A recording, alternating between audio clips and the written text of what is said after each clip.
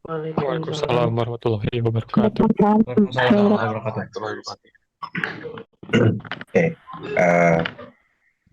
sudah pada berbuka? Sudah, Pak. Sudah, Pak. Sudah, Pak. Sudah ya. Oke, teman-teman semua, di kuliah online kita hari ini kita masuk materi yang ketiga, ya. Materi yang ketiga terkait dengan memulai bisnis. Materinya sudah saya upload di LMS Unicom. Jadi dipersilahkan Anda untuk mendownload materi yang ketiga. Saya share screen terlebih dahulu. Kita kuliahnya tidak terlalu lama hari ini. Eh, saya prediksi jam 7 lebih 10 kita udah selesai. Ya, oke. Mudah-mudahan sudah masuk. Belum ya? Oke, Masih loading di saya, Pak. Nah, udah masuk, Pak. udah masuk ya. Oke, eh, saya gedein dulu deh.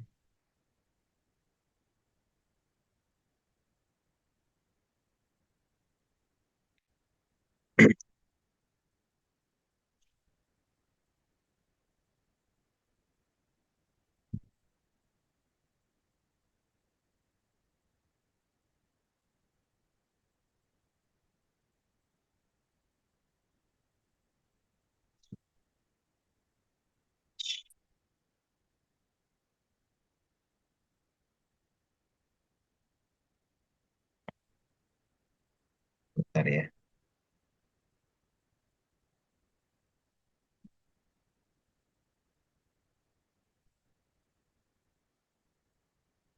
Muncul. Oke deh, gini aja. Eh, sudah kelihatan, teman-teman? Sudah, Pak. Sudah, Pak. Oke. Sudah, Pak. Oke. Teman-teman semua, terkait materi kita di pertemuan kita yang ketiga ini, kita membahas topik tentang memulai bisnis. Ya, jadi ketika kita melakukan aktivitas usaha, ya tentunya usaha tersebut seringkali kita bingung bagaimana cara memulai eh, usaha tersebut. Nah, di sini saya ingin menjelaskan terkait dengan memulai bisnis. Aduh, salah satu. Maaf, maaf, maaf, maaf.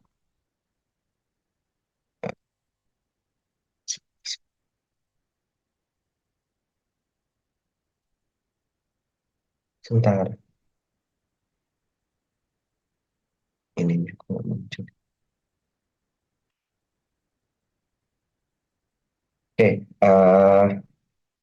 ide bisnis ya seringkali itu agak sedikit memusingkan dalam arti kata apa yang harus kita lakukan atau apa usaha apa yang harus kita mulai ya ketika kita ingin memulai bisnis. Pertanyaan itu tentunya seringkali eh, ada di pikiran kita ketika kita akan melakukan kegiatan usaha. Ya, apakah usaha itu nantinya akan laku, terus prospeknya nanti ke depannya seperti apa. Nah, itu bentuk-bentuk pertanyaan-pertanyaan yang seringkali ada di benak kita. Nah, untuk di awal, ya, bagaimana cara kita menemukan ide bisnis yang tepat, gitu ya, yang kira-kira prospeknya ke depan bagus dan lain sebagainya. Jadi, membangun suatu usaha atau bisnis itu dimulai dari pemikiran, ya, yang diawali oleh ide tentang bagaimana, apa, di mana, dan cara memulai bisnis tersebut, gitu ya.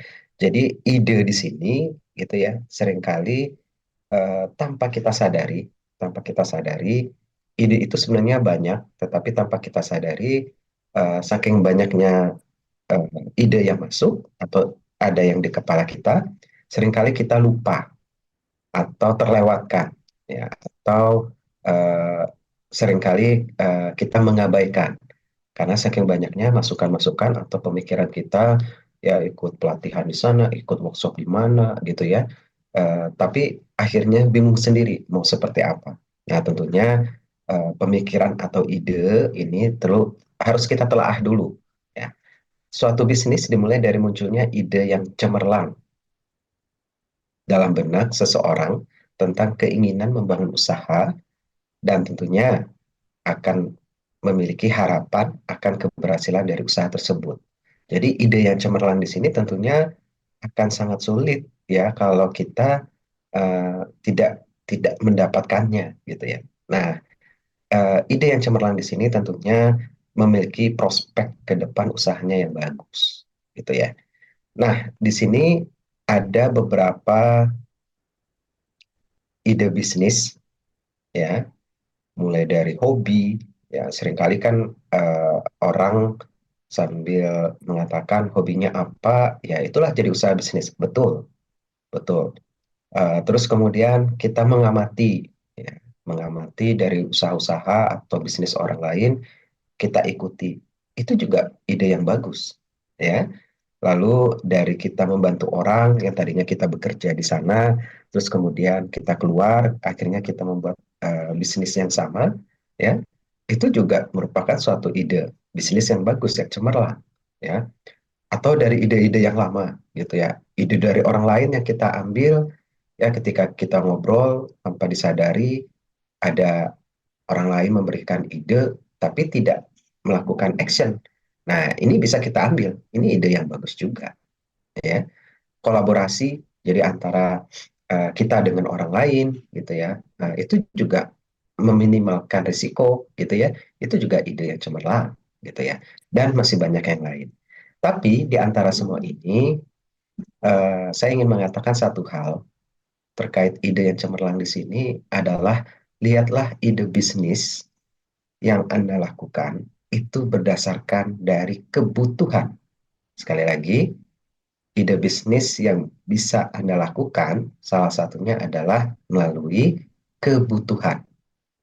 Kebutuhan apa yang Anda rasakan, tetapi sampai saat ini belum ada produknya. Nah, ini salah satu ide yang bisa Anda ambil.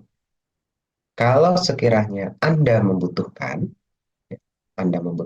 otomatis ya orang lain juga membutuhkan. Ya. Banyak sekali produk-produk ya atau barang yang dihasilkan dari kebutuhan kita, dari ujung rambut sampai ujung kaki. Ya. Coba bisa ada yang bantu saya sebutkan produk yang dihasilkan untuk kebutuhan rambut Anda. Ada yang bisa bantu saya? Sampo. Sampo, oke. Yang lainnya? Kondisioner, vitamin rambut, Kondisioner, Pak. vitamin rambut, apalagi Penata rambut. Gatsby, Gatsby, Pak. minyak rambut. Minyak rambut, Ya, nah itu dia. ya, minyak rambut. Apalagi Alat penumbuh rambut, Pak. alat penumbuh rambut. Oke, good. Obat penumbuh rambut. Apalagi? Hair mask, Wig, Pak. Hah? Masker rambut, hair Warna mask. rambut, Pak. Pewarna rambut. Stefani, tadi apa Stefani? Hair mask, Pak. Masker rambut untuk krim, Oh, Pak. masker. Oke, saya nggak tahu. Masker rambut ya tadi ya. Oke, masker Yap. rambut. Oke, Siswanto, Pewarna rambut, Pak. pewarna rambut, cat rambut. Oke, ada lagi yang lain? Pomade, Pak. Pomade tadi, minyak rambut sudah.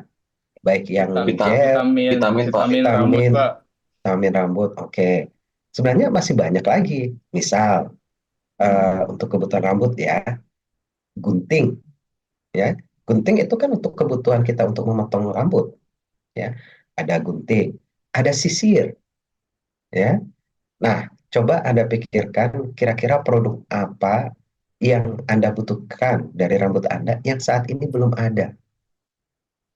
Nah, itu merupakan sebuah ide cemerlang yang bisa Anda buat karena pesaingnya Anda belum ada, karena produknya belum ada. Ya, Eh, saya ambil contoh sisir, sisir rambut. Sisir rambut itu ada bermacam-macam. Ada yang padat, ya. Ada yang apa sih namanya, sisiran itunya tuh apa tuh, gigi gigi sisirnya itu padat, ada yang jarang-jarang, ya.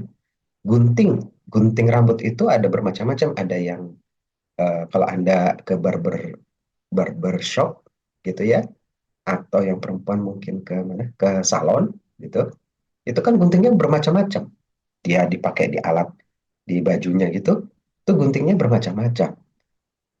Kemudian tadi sisir, kalau yang rambutnya lurus mungkin membutuhkan yang gigi sisirnya itu eh, apa namanya, padat. Kenapa? Supaya rambutnya kelihatan mengembang. Sementara kalau yang giginya jarang itu untuk rambut yang ikal, ya, supaya tidak terlalu mengembang lagi gitu ya. Nah, dari satu produk aja bisa bervariasi beberapa banyak gitu. Nah, ini tentunya berdasarkan apa? Kebutuhan. Orang yang memiliki rambut lurus, ya, dengan orang yang memiliki rambut ikal itu pasti berbeda kebutuhan. Ya, makanya ada sampo. Tadi ada yang mengatakan sampo. Sampo ada yang untuk rambut rontok, terus ada untuk rambut yang berketombe, apalagi ya. Ada untuk rambut yang lurus, ada untuk wah segala macam, ya. Cat rambut juga dari berbagai merek itu tuh ada bermacam-macam warna, ya. Itu berdasarkan dari apa? Kebutuhan kita, ya. Kita membutuhkan cat rambut yang bisa langsung berwarna tanpa harus ke apa namanya, ke salon misalkan gitu ya. Sekarang kan ada tuh yang disemprot, ya, langsung berwarna misalkan biru, hijau dan lain sebagainya gitu ya. Praktis kan ya. Jadi kalau di keramas langsung hilang, kena air langsung hilang. Tapi dia praktis. Jadi warnanya bisa gonta-ganti gitu ya. Nah, di sini tentu berdasarkan dari kebutuhan seseorang yang mungkin dengan rutinitas yang tinggi butuh penampilan yang harus selalu berbeda. Sekali lagi ini kebutuhan.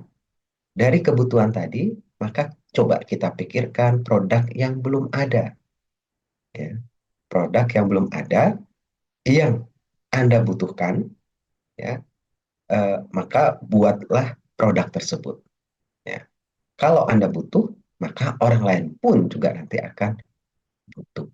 Nah, ini salah satu ide, ya, yang bisa Anda lakukan sambil Anda mengamati, ya, dari ujung rambut sampai ujung kaki, apalagi nih yang belum ada gitu ya. Rambut apalagi yang belum ada gitu ya. Mungkin kalau saya menilainya untuk rambut mungkin ini ya, apa namanya? Kayak cat rambut gitu ya, tapi yang warna-warni gitu. Jadi nggak satu warna biru-biru gitu ya, tapi ada kayak apa ya? Ya rame aja gitu ya. Warnanya merah, kuning, biru, oh semuanya dalam satu semprotan itu bisa beberapa macam warna gitu.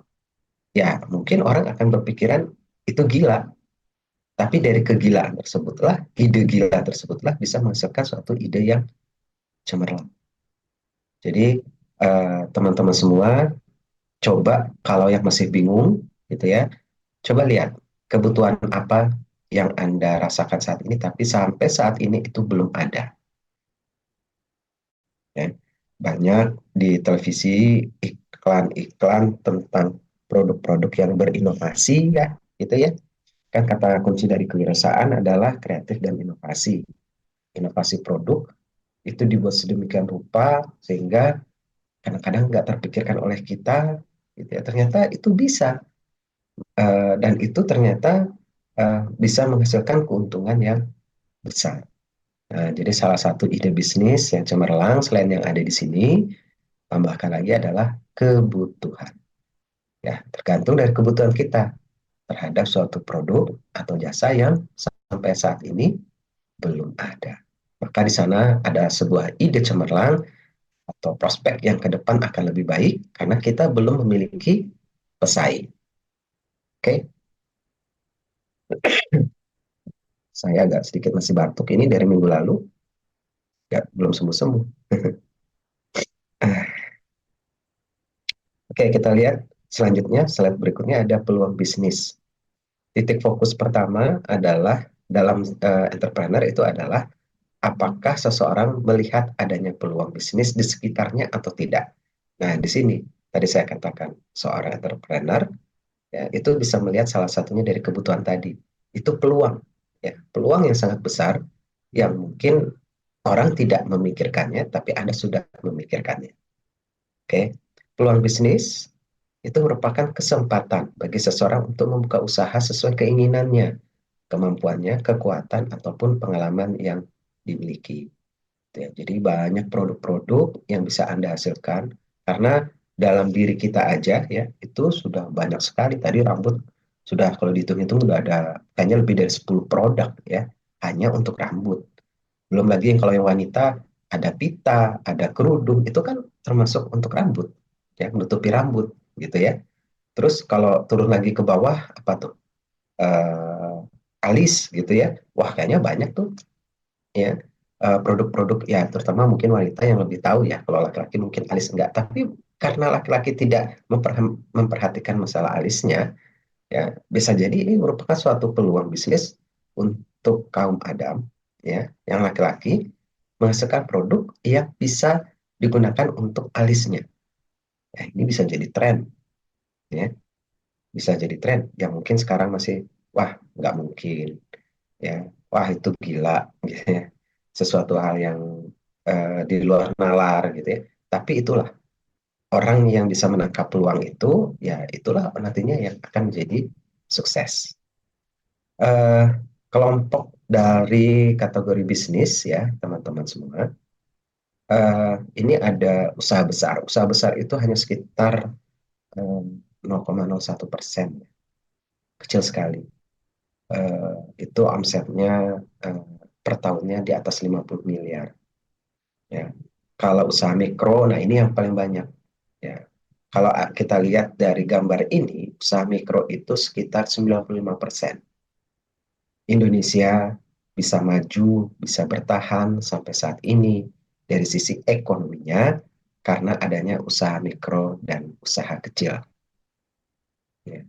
Tahun 98 ketika ada krisis moneter terjadi di Indonesia ya tahun 2000 itu perekonomian kita bisa bangkit karena adanya usaha mikro, usaha kecil dan mikro ya. Kemampuan bangsa Indonesia untuk memperbaiki ekonominya ya melalui usaha kecil dan mikro ini ternyata ditiru oleh negara lain ya. Kenapa? Karena mayoritas ya usaha kecil dan mikro ini yang paling banyak di Indonesia. Nah, yang menggerakkan perekonomian itu justru mereka, bukan usaha-usaha yang besar. Ya. Dulu tahun 98 itu banyak usaha besar yang gulung tikar. Kenapa? Karena utangnya dalam bentuk dolar. Harga dolar waktu itu naik, menguat, gitu ya, rupiah melemah. Akhirnya utangnya semakin besar karena utangnya dalam bentuk dolar. Sementara kalau usaha kecil dan mikro, utangnya tidak dalam bentuk dolar, pasti dalam bentuk rupiah. Ya. Nah, karena ada usaha kecil dan mikro inilah perekonomian kita itu bisa bergerak.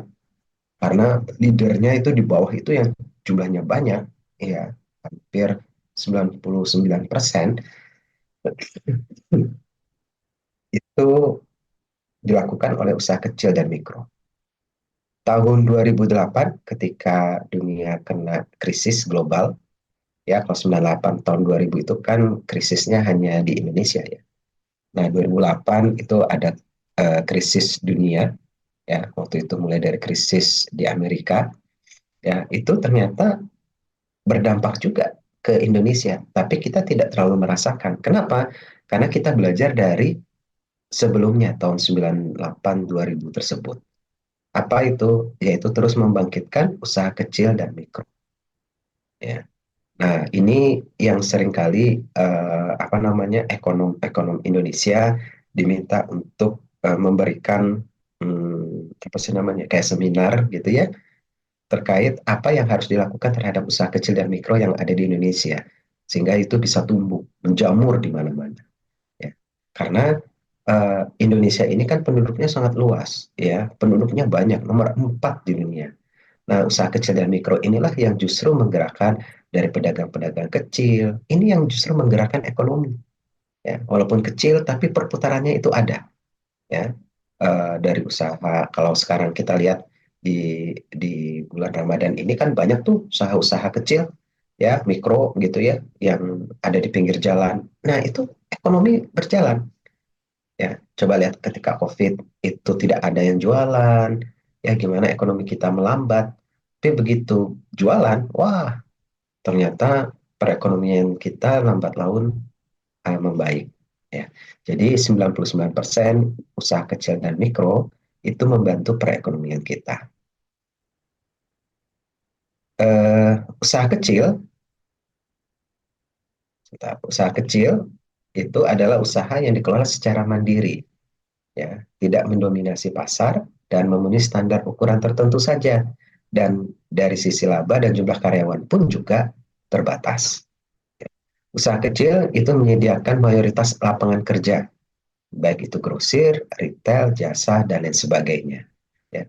Jadi banyak usaha-usaha yang bisa dilakukan ya terkait dengan bidang-bidang pada usaha kecil. Kalau kita lihat di sini ya, bidang jasa itu mayoritas lebih banyak ya. Apa namanya? 40% ya, usaha kecil itu di bidang jasa ya. Kemudian ada eceran ya, ya kelontong dan lain sebagainya ya, di konstruksi ini dalam skala yang kecil ya, tapi ya. Terus kemudian transportasi itu juga dalam usaha yang eh, yang apa ya, unit yang kecil gitu. Nah, tentunya banyaknya bidang-bidang ini, bidang usaha kecil ini sekali lagi yang menumbuhkan perekonomian kita. Kalau saya ambil contoh, ambil ibarat gitu ya, eh, usaha kecil dan mikro ini seperti ayam kampung. Ya, tahu ayam kampung ya? Kalau di pasar kita sekarang itu kan kebanyakan ayam ayam ras yang yang suka dipotong gitu langsung ya. Ada ayam ras, ada ayam kampung. Nah, biasanya ketika bulan Syawal, Lebaran, orang-orang tua kita itu sukanya membeli ayam kampung gitu ya. Kenapa? Ayam kampung ini katanya rasanya lebih gurih, dagingnya lebih gurih. Walaupun lebih sedikit, tetapi lebih gurih. Beda dengan ayam ras. Ya, rasanya itu berbeda. Dan harganya ayam kampung itu lebih mahal ya, daripada ayam ras. Nah, kenapa usaha kecil sama usaha mikro ini saya ibaratkan ayam kampung gitu ya? Karena ayam kampung itu tidak dikasih makan, tapi dia disuruh cari makan sendiri. Sama usaha kecil dan mikro ini kan dia bergeraknya sendiri. Ya, jadi mencari mencari makan itu dari kalau ayam ya, ayam kampung itu dari lahan satu ke lahan lainnya, tanahnya digali, terus ketemu cacing-cacingnya dimakan, ya. Terus kemudian dia mencari lagi yang lain. Nah, berbeda dengan ayam ras. Ayam ras itu makan paginya disiapkan, ya. Vitaminnya disiapkan, ya. Terus kemudian siang juga sama, air minumnya juga sudah disediakan. Betul, dia cepat tumbuh, tapi ingat, umurnya itu relatif lebih pendek.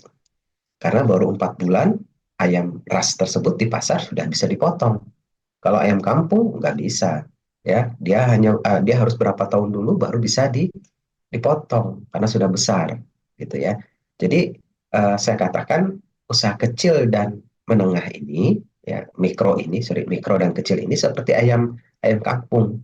Jadi dia bergerak ke sana sini nyari relasi dan lain sebagainya, cari konsumen sendiri ya, budgetnya sedikit, tetapi justru ini lebih kuat, umurnya itu lebih lama ya daripada usaha-usaha besar yang tadi saya katakan seperti tahun 98 itu banyak peminjamannya dalam bentuk dolar. Akhirnya ya seperti tadi, collab. Ya, jadi usaha-usaha yang ada di sini ini bisa kita gunakan untuk kegiatan usaha baik itu kecil ataupun mikro. Nah, tentunya teman-temanku semua, usaha kecil ini ada kelemahannya. Yang pertama dari sisi manajemen ya. Dari sisi manajemen ini sulit ya, karena apa namanya, sulit dalam arti kata, bukan bukan sulit sih, tapi dari sisi manajemen itu tidak dikelola dengan baik, masih belum dikelola dengan baik ya. Jadi masih berdasarkan dari rutinitas kegiatan manajemen sehari-hari, tidak tertata dengan baik gitu ya, dari sistemnya dan lain sebagainya itu belum ya. Terus dari sisi dana juga kan karena modalnya juga tidak terlalu besar gitu ya, jadi seringkali ya yang seadanya dulu ya, perputarannya pun juga di sekitar situ-situ lagi gitu ya. Eh, Untungnya itu kadang-kadang masih dikelola dengan sangat konvensional sekali ya, keuntungan yang didapat kadang-kadang tidak tertulis gitu ya. Terus kemudian ada peraturan pemerintah ya, atau kebijakan ya, policy yang over regulation gitu ya, yang tumpang tindih ya. Jadi misalkan PKM boleh jualan di sini, tiba-tiba digusur ya, dialihkan lagi. Nah, ini kan sesuai dengan peraturan pemerintah tentunya. Nah, tiga kelemahan ini yang menjadi tantangan besar bagi usaha kecil untuk bisa tetap survive, tetap bertahan. Dia harus memiliki manajemen yang baik, gitu ya. Dia harus mendapat mengelola keuangannya, dananya dengan baik, ya. Dan tentunya kebijakan yang dia lakukan ya tidak melanggar dari peraturan yang sudah dilakukan oleh pemerintah. Nah, tentunya pemerintah saat ini terus menggalakkan ya. Kan di sini kita ada Departemen Koperasi, Usaha Kecil, Mikro, dan lain sebagainya. Ini untuk apa? Membantu usaha kecil dan mikro tadi.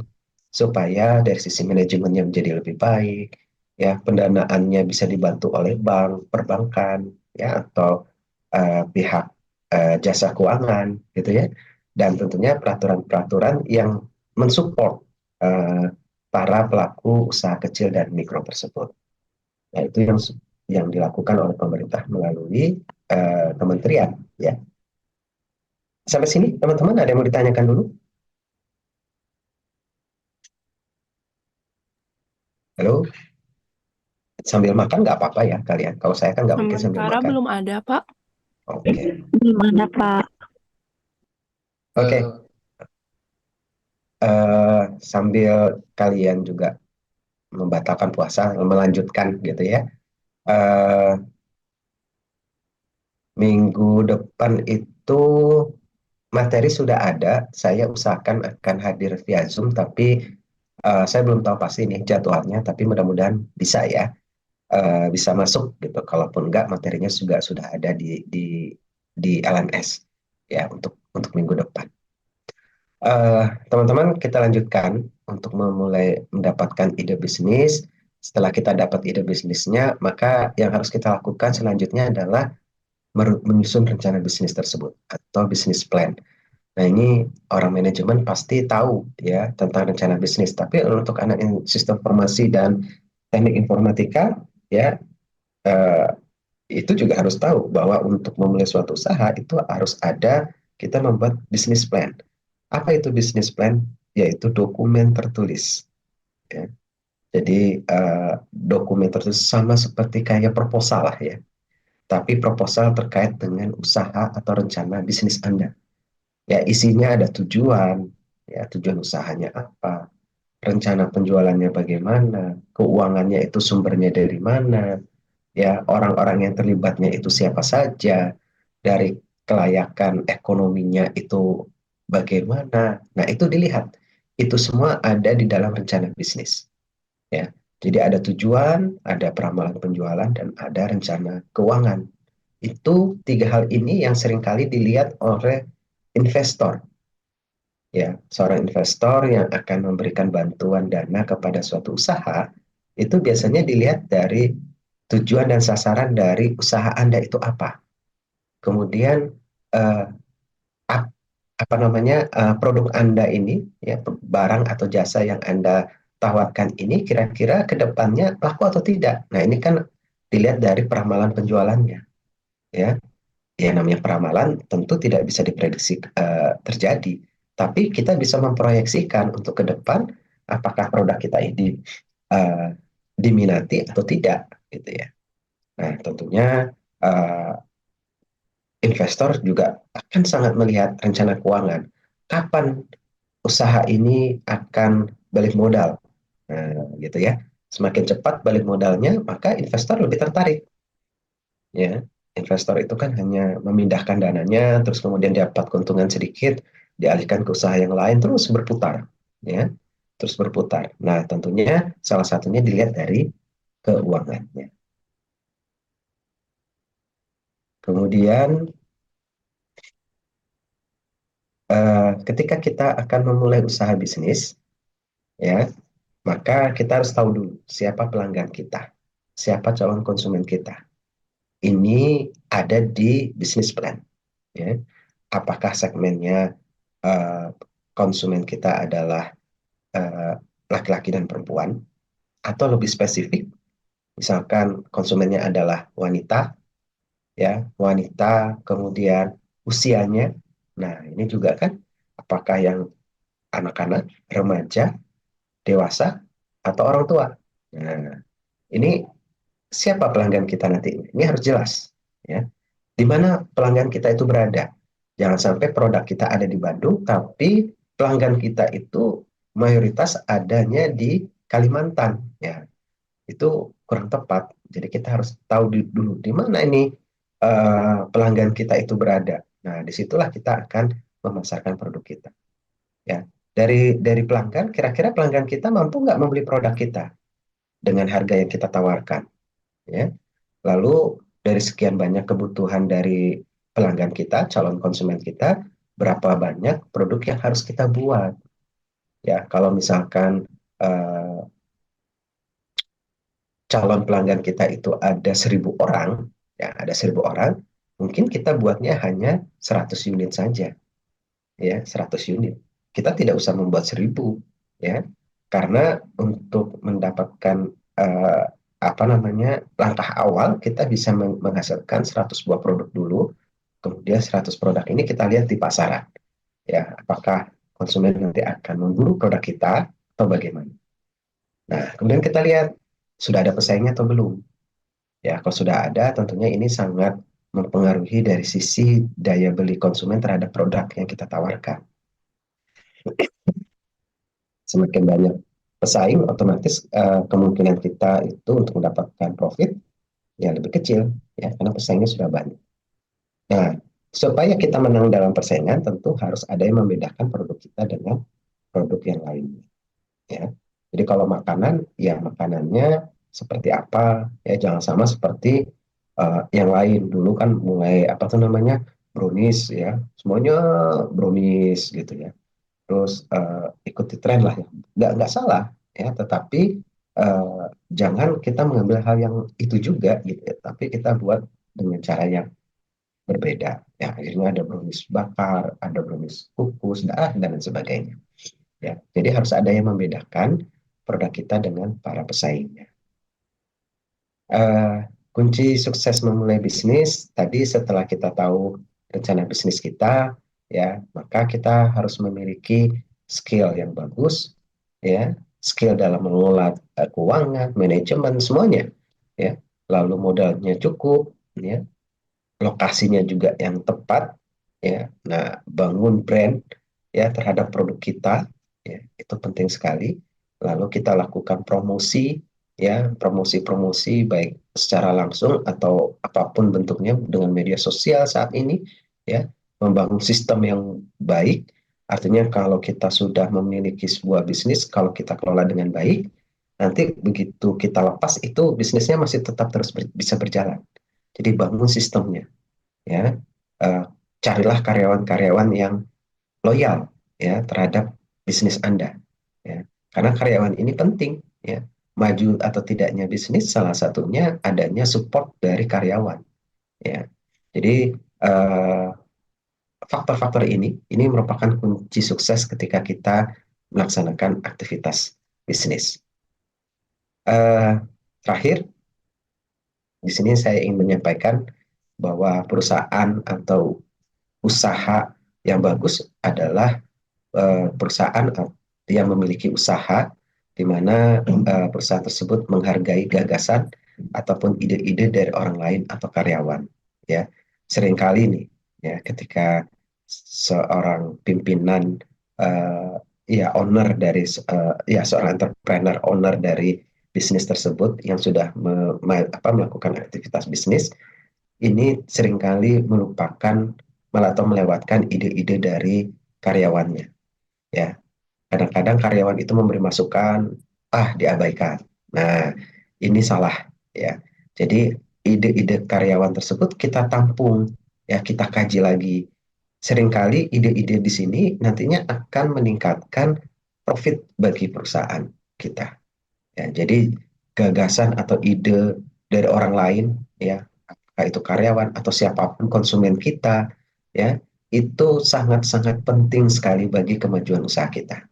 Ya, dengan adanya gagasan, ide, kritik, saran seperti itu membuat usaha kita akan menjadi lebih baik dan tetap bertahan. Ya, orang yang tidak mau mendengarkan atau menerima masukan dari orang lain itu seringkali itu menjadi kaku bagi dirinya. Artinya kaku di sini eh, wawasannya tidak terbuka. Apa yang dia pikir terbaik itu aja lah yang harus dilakukan. Padahal di sekitarnya itu berbagai macam masukan dan saran yang sebenarnya demi kemajuan usaha kita ya itu akhirnya terlewatkan. Nah ini hati-hati ya, apalagi kalau ada masukan atau saran dari konsumen itu harus betul-betul diperhatikan oleh pihak manajemen perusahaan ya, karena konsumen itu adalah raja sehingga masukan dari konsumen itu sangat penting sekali. Kita sangat sulit mendapatkan masukan dari konsumen. Begitu ada masukan dari konsumen itu suatu apa ya suatu hal yang sangat luar biasa kalau menurut saya ya. Seringkali eh, konsumen itu tidak mau menyampaikan ya.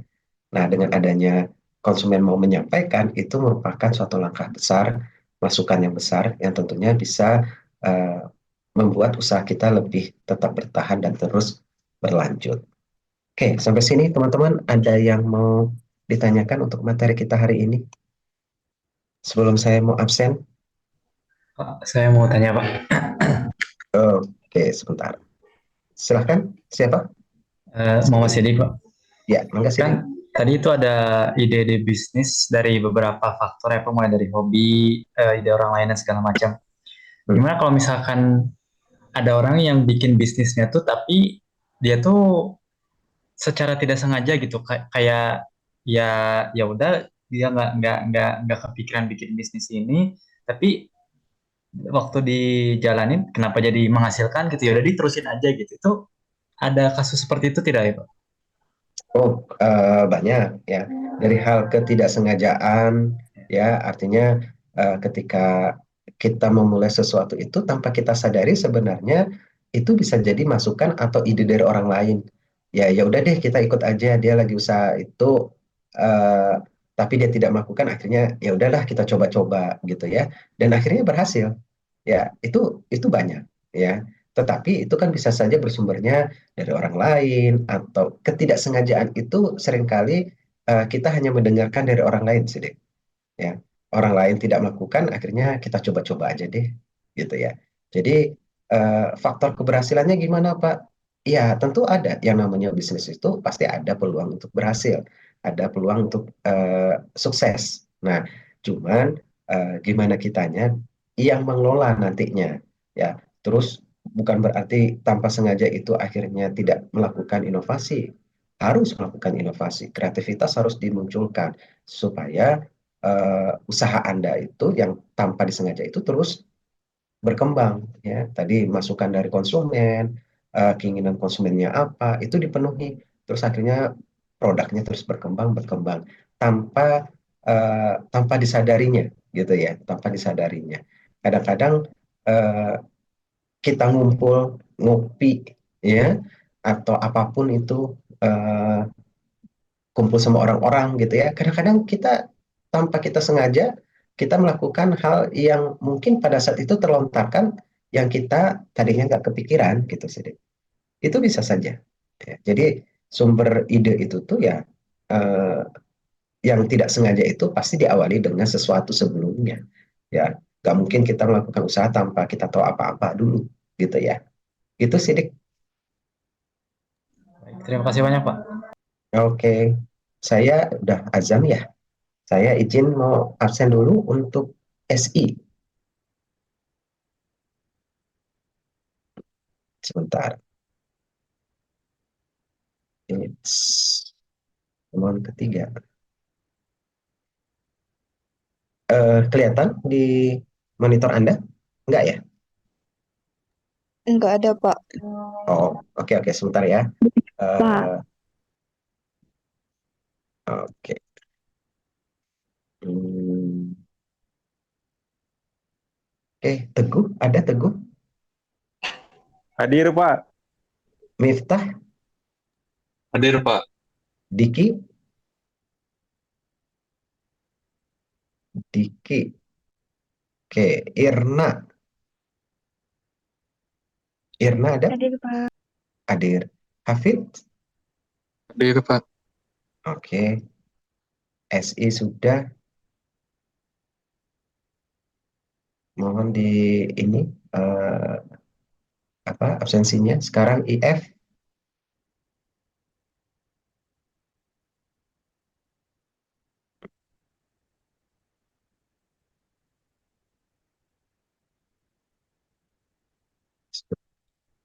IF. Rahman. Rahman. Tidak ada kabar. Ini tadi yang WA siapa ya? Sebentar ya. Supaya saya tidak salah.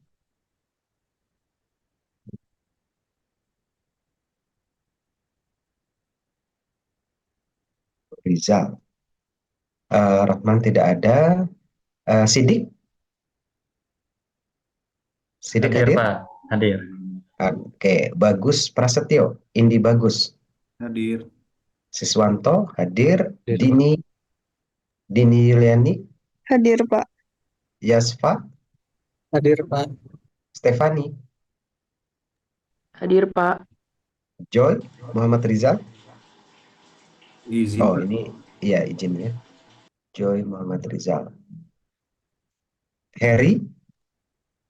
Hadir, Pak. Diva. Hadir, Pak. Diva ada? Hadir, Pak.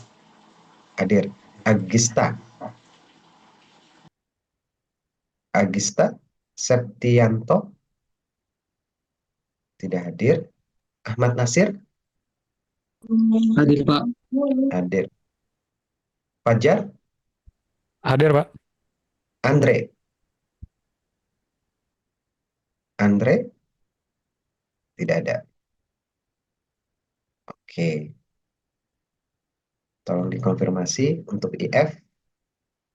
Selanjutnya terakhir manajemen.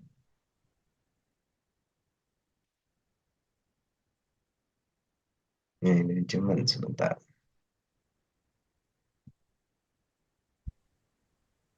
Maaf, Pak. Pak, Ya. tadi Agista hadir, Pak, di chat. Oh gitu, sebentar. Yuk.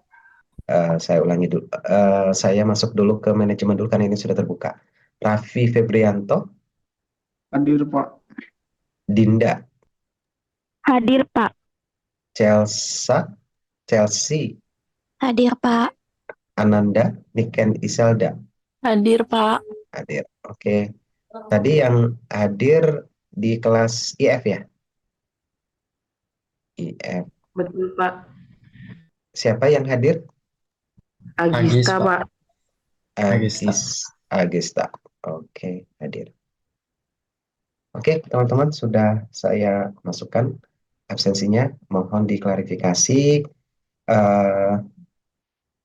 Untuk minggu depan kita lihat ya kondisinya untuk minggu depan. Mudah-mudahan kita masih terus bisa dilakukan secara online terlebih dahulu. Kita offline-nya nanti pada saat ini ya, saat selesai Lebaran baru kita offline di kelas. Gitu ya.